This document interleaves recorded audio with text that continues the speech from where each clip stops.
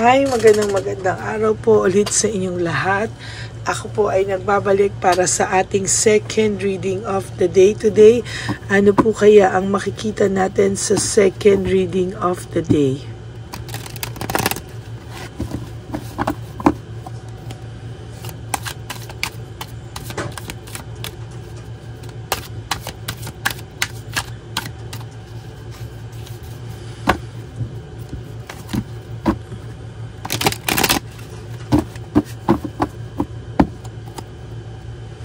Balasahin lang po natin mabuti.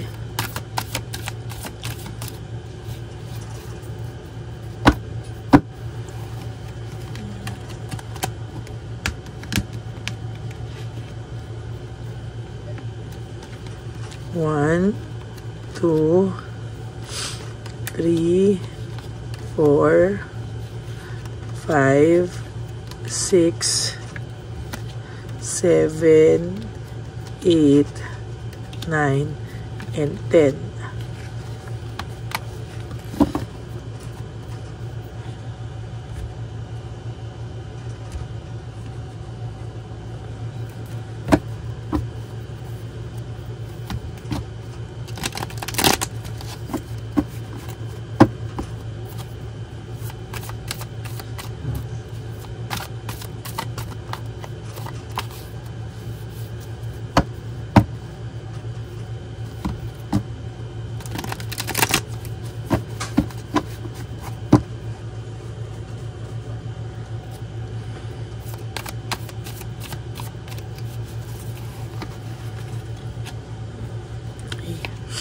One, 2, 3, 4, 5, 6, 7, 8, 9, and 10.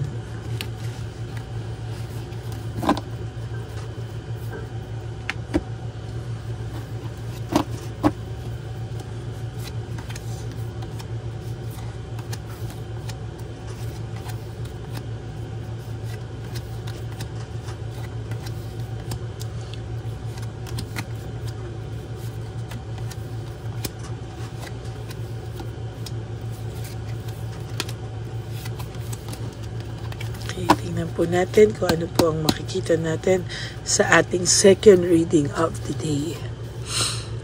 There is resentment, forgiveness, and desire to reconcile. Maybe your person po ay talagang may resentment naman po siya, no? And desire to reconcile with you. Pero sa ngayon po ay nag-aantay pa po siya ng tamang panahon kung biglang lumabas to.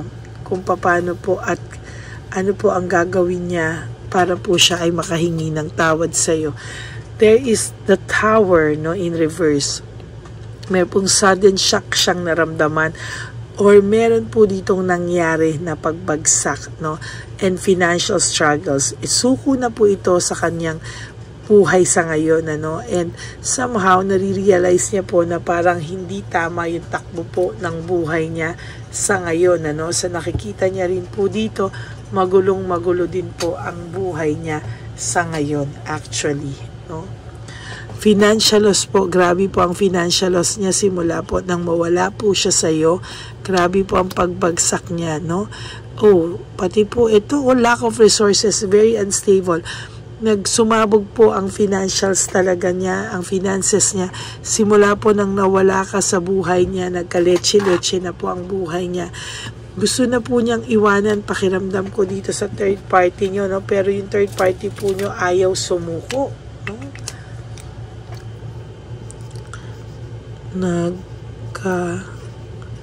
Nagka-letse ang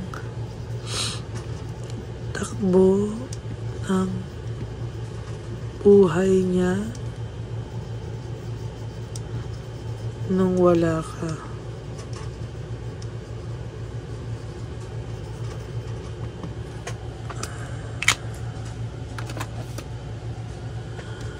Yun, nagkaletse-letse ang takbo ng buhay niya nung nawala ka na.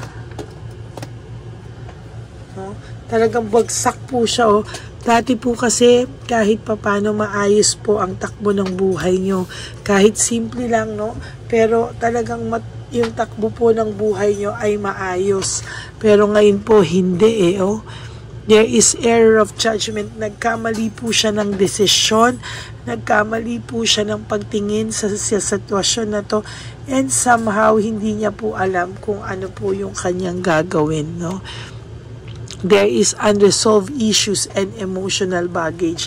Sa nakikita ko po dito, talagang ang dami niya pa pong unresolved issues and emotional baggage. Hindi niya po alam kung ano po ang kanyang gagawin, no?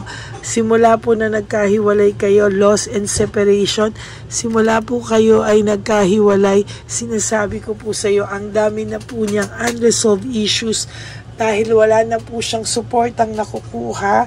Hindi po ito tulad mo na talagang inalagaan siya, sinuportahan siya. Ngayon po yung kanyang partner ay wala lang po halos pakialam, no? Sa ginhawa kasama niya po pero sa hirap hindi po, no?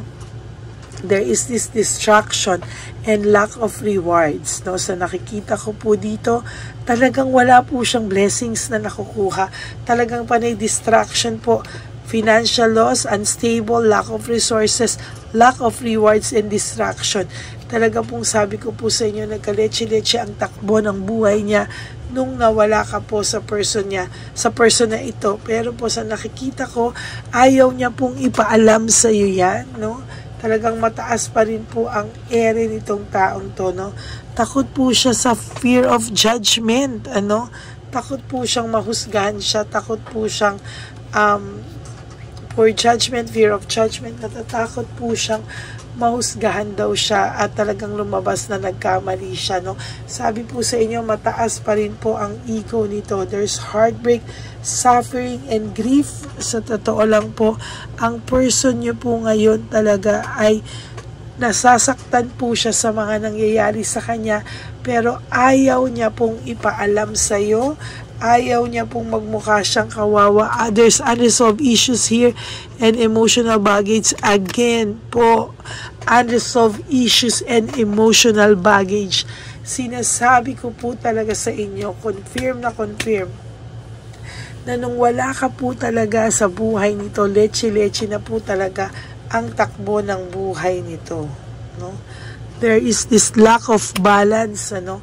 Talagang sa nakikita ko po dito, talagang may lack of balance siya. Hindi niya po mabalanse. Yung pakiramdam niya po as of this very moment, alam niya po sa sarili niya na hirap na po siya. Pero ayan pa rin po siya, oh. Talagang hindi niya pa rin po alam kung paano at ano po ang gagawin niya sa mga susunod niya panahon. There is this frustration. Frustrated po ang taong ito sa buhay niya, no? Hindi niya na po alam kung ano po ang gagawin niya. Yung frustration niya po ay kinakain po siya ng buong buo at buhay na buhay, no? There is this laziness, greediness, and lack of commitment. So nakikita ko po ang tao pong ito ay nakakaramdam po ng matinding parang kawalan ng gana sa buhay, no? Hindi niya na po alam kung paano daw niya aayusin yung buhay niya, saan niya po sisimulan. Parang yung galit po niya pa nga sa mundo actually ay sayo niya po talaga nadadala or naibubuntong, no? So totoo lang po, yung bigat po ng pakiramdam niya ngayon ay sayo niya po nabubuntong, no? Parang ang pakiramdam niya po ay hindi po siya parang hindi po aayos yung buhay niya at ikaw pa yung sinisisi niya or nasisi niya na bakit daw po ganito yung buhay niya, no? Bakit daw po nagkaganito? Ang tangi lang naman daw po niyang gusto ay maayos ang buhay niya, no? Ang gusto niya lang po ay magkaroon siya ng maayos na buhay. Ang gusto niya lang po somehow ay maging okay po siya, pero lalo po siyang hindi naging okay, lalo daw po siyang nagka-leche-leche nung nawala ka sa kanya, no? As a matter of fact po, hindi niya alam na ganito po yung kahihinatnan niya, no? Hindi niya raw po alam kung bakit at anong nangyari, bakit daw ganyan ang kinahitnatnan ng buhay niya. Dahil po yan, kasalanan niya po yan actually, no? Hindi niya man po aminin sa'yo, but that is his or her own fault, no? Kasalanan niya po yan. There is this failure and talagang sinasabi ko po sa'yo, may failure po akong nakikita dito, no? Para po alam niya po sa sarili niya na talagang nagkandamalas-malas po siya, no? Nagkaroon po siya ng failure sa buhay at hindi niya po alam ganito yung mangyayari sa kanya. Nagulat din po siya sa totoo lang, no? Para po sa mga merong third party na nagkaroon na ng nabuntis or may anak na, no? Parang lalo po silang magkakaloko-loko yung buhay niya, no? Parang kawawa po lalo yung person nyo because dito po magsisimula yung kanyang burden, to be honest with you. Hahawakan po siya lalo ng babae sa leeg at kahit ano pong gawin niya, laging nakaatang na po sa kanya yung responsibilidad. Yung babae pa naman po ay selfish, may jealousy and insecurity, no? Sa nakikita ko po, ang tao pong ito sa near future po ay ganyan po yung mangyayari sa kanya. Lalo pa po itong mai-insecure, lalo pa po itong sasama ang samahan nila sa mga susunod na panahon. Naging careless po kasi ang inyong person, hindi niya po inakala na sa pagiging ganito, no, ay talaga pong mamalas-malasin po siya at talagang hindi niya po inakala at hindi niya po inaakala na magkakaganito po ang takbo ng buhay niya. And as a matter of fact, hindi na po niya alam paano ayusin.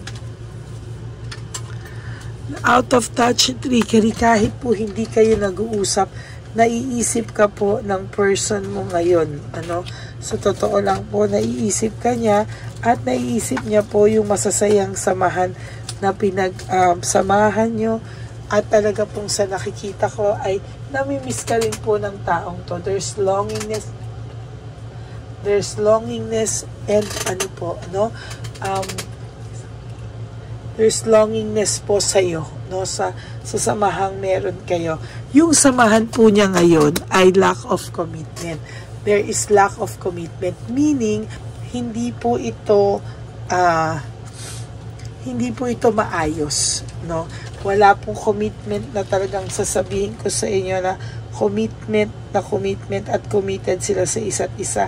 Hindi din po, no? They are using each other for their own agenda.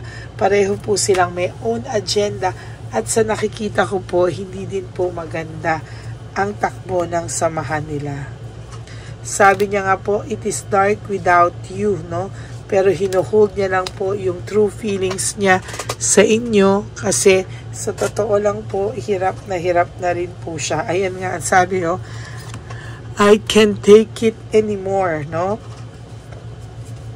At natatakot din po siyang natatakot din po siyang I am afraid to lose you and I can't let you go. Sa totoo lang po, hirap po ito sa talaga sa'yo mag-let go totally dahil naisip niya po na maayos yung buhay niya po nung nandun daw siya sa'yo pero ngayon ay nagka-leche-leche daw po siya. Yan po ang ating second reading of the day and I hope na nakatulong o nakakuha po kayo ng message sa ating second reading of the day. Sana po ay maging maayos ang inyong mga pakiramdam at please, good vibes lang po kayo. Okay? For those of you who would like to have a private reading with me, you can message me po at Lady Lee Elena, that's Ladyly Elena. Nasa dulo po yan ng ating video. Diyan nyo lang po ako makukontak. That's my only official and legit FB account. Ayan. Maraming salamat po sa inyong lahat. And sa aking mga ever loyal at solid na Lady Elena friends, family, and subscribers, I love you all from the bottom of my heart. And sana po wag kayong malulungkot. Lagi ko po kayong pinagdadasal. Okay? And sabi ko nga po sa inyo ay life is too short. Don't make it shorter by stressing yourself from all the pains and heartaches na binigay po sa inyo ng kahapon. Just surrender everything, no? And anything. Totoo lang po. And all your heartaches na binigay sa inyo ng kahapon. At let go and let God write your own love and life story. Hindi po kayo pababayaan, no? Sa mga oras po na ito na feeling ko ay may mga tao po dyan na naiiyak talaga. Why? Because talagang sa nakikita ko po ay talagang nasasaktan po sila sa mga oras na to.